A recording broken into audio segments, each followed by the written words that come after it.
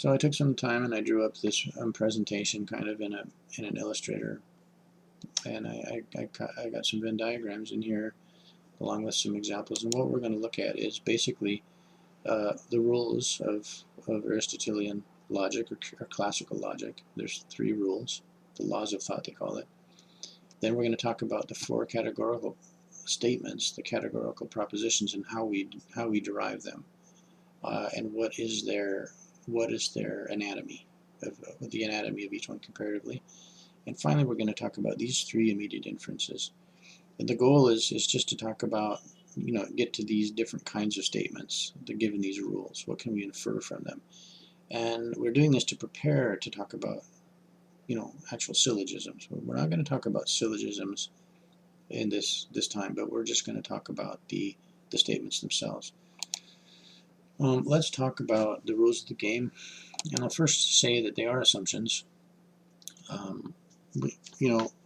Whether or not you could be born as a baby and you get pooped out of the womb, and here you are, and you're saying, okay, these are obvious. These are a priori, indubitably obvious. Then you can derive these without any, they're just obvious.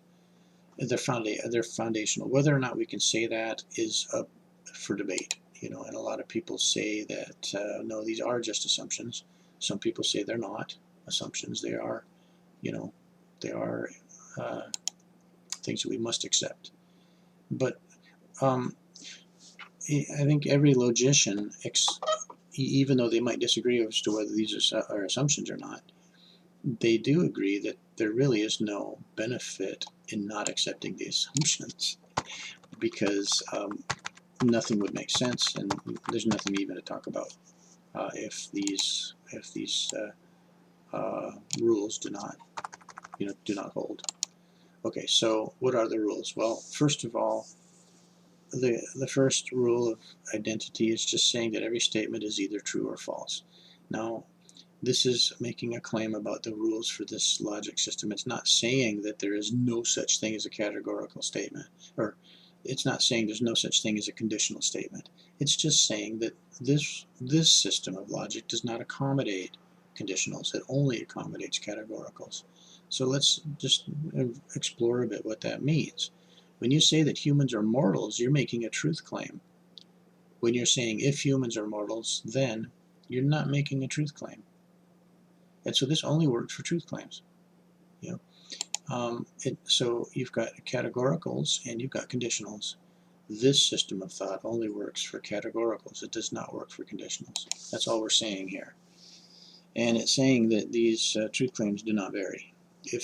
And that's really what law number 2 is saying, is that it's the law of contradiction, and it's saying that if it's true, it's true. If it's false, it's false. And they're not going to change on you. They're not going to slip away. If the truth value is not going to change. So the denial of a truth statement is always going to be false, and the denial of a false statement is always going to be true. And this is a interesting. It looks simple, but it's an interesting rule, because when you get down to some of the inferences, now we only have 3 immediate inferences down here. There's a number of others that we can make, but some of these inferences, in some cases, challenge this rule.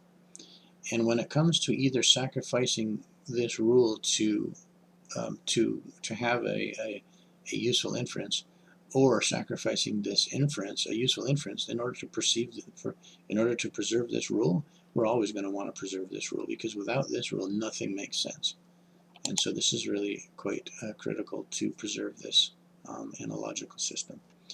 Now, the excluded middle is simply back to this again. There's no third option. It's either going to be true or it's going to be false. There is no tertium quid. There's no third option. And again, these might sound simple, but they're important. Okay, so let's move forward then and talk about the different categorical statements. There are 4 of them. Why are there only 4 of them? Well, it's a combinatorical. There's a combinatorics answer, because when you compare them, they can differ by quality or by quantity. And the quality could be all or some. So all humans is universal. Some humans is particular. or they can differ by quality, affirmative or negative. Humans are or humans are not. So these are your four options: all or some, are or are not. And based on combinatorics, we can then derive the four standard form categorical propositions, of which I've created both examples and diagrams, Venn diagrams. So all humans is a universal, and are mortals is affirmative. So this is a universal affirmative, and those have been labeled in the tradition as A propositions.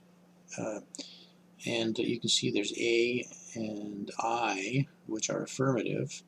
And the reason they're affirmative, which this is a nice thing to know, although it's not necessary, is that the Latin term affirm has the vowels A and I.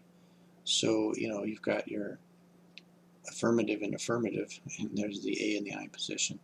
Whereas the Latin term nego, negative, nego, you have a E and O are the vowels in negative. So it's easy to kind of, if you understand that, it's easy to categorize that the A and the E, which are close to the beginning of the alphabet, are representative of the universals, and the I and the O, which are towards the end of the alphabet, are representative of the particulars. So there's a quality pattern here in the way that these are arranged.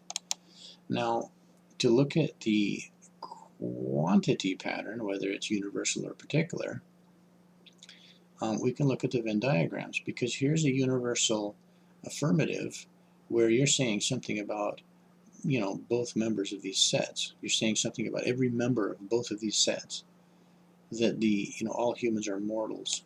The entire set of humans fits into the entire set of mortals. No humans are immortals. The entire set of immortals is the entire set of humans is outside of the entire set of immortals. So these are universal claims, and you're saying something about every member of both of these sets: mortals, humans, and immortals. Now, when we talk about some Jamaicans and some humans, we're not making universal. We're not making universal claims. We're making particular claims, and you can see that reflected in that each of these sets have partially shared areas.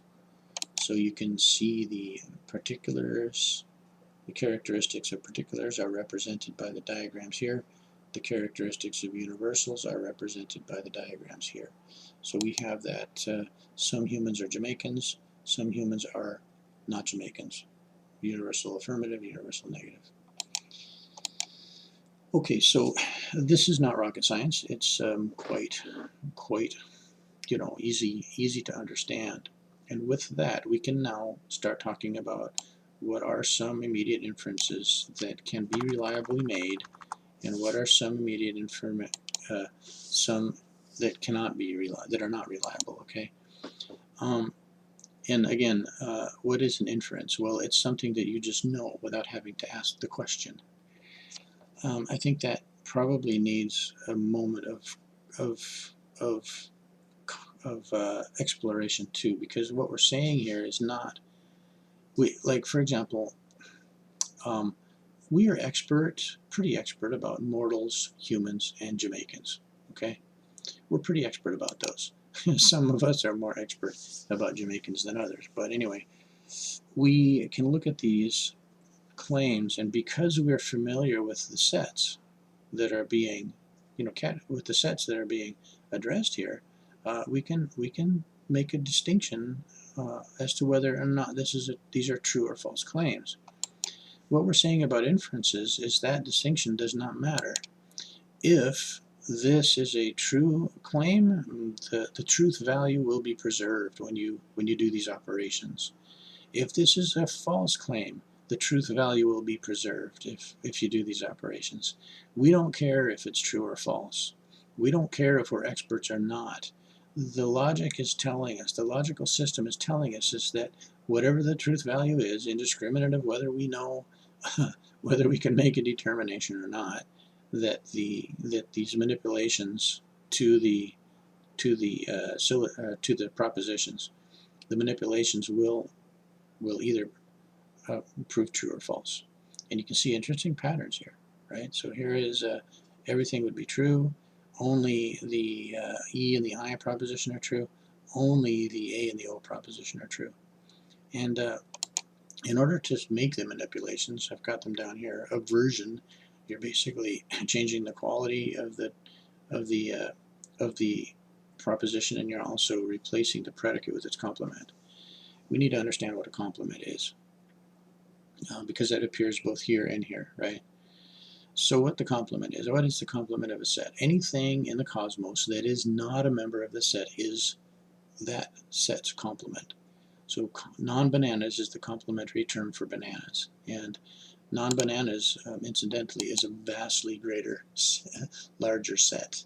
It's a much bigger, because it includes paper clips and cat hairballs and cars and apples and everything, and stars, everything in the universe that is not a banana.